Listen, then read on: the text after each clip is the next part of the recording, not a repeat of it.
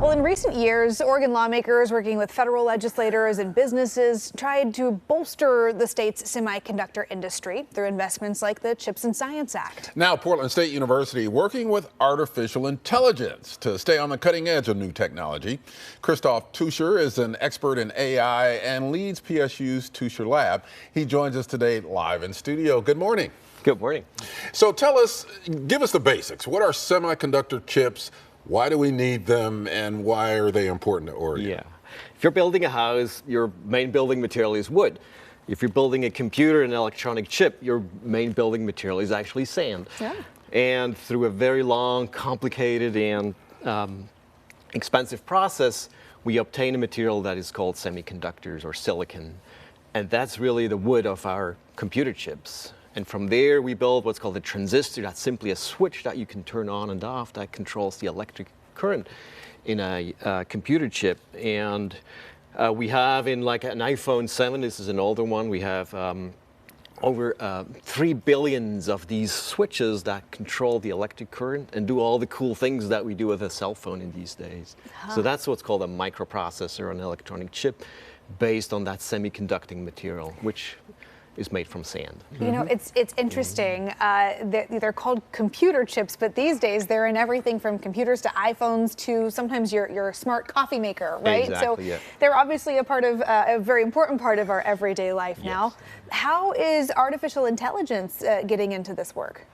Since the 70s, every other year we had twice the number of these transistors or switches in a computer chip. So that's an enormous amount of progress that really allowed us in recent years to make progress with artificial intelligence.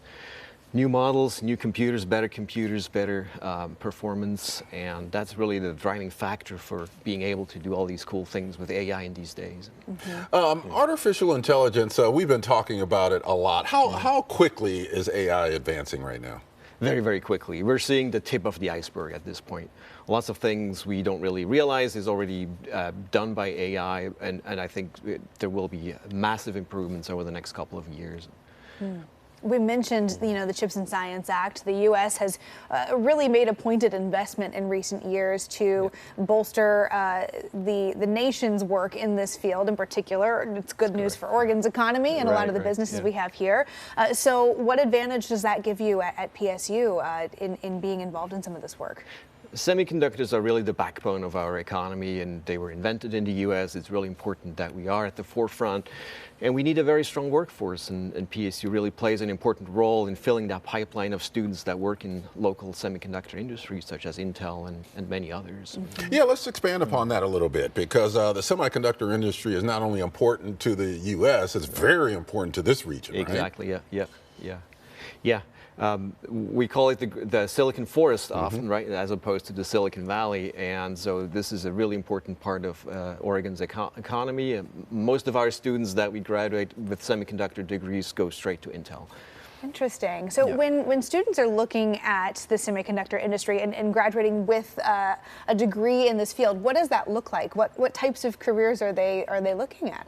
A very varied number of careers. You can work with us in a bunny suit in a manufacturing facility in a clean room, or you can design the latest processors for your iPhone. Lots of different job types and high-paying jobs, really great jobs. All right. Professor Tuscher of PSU, thank you for joining us today. Thank you. Yes, and we've talked to you before because you climb mountains too, right? That's right. Yeah. A lot of them. Yeah. Of course, we'll post this interview along with everything we discussed in the AM Extra section on coin.com. Well, the Portland Film Festival over the weekend debuted some movies from future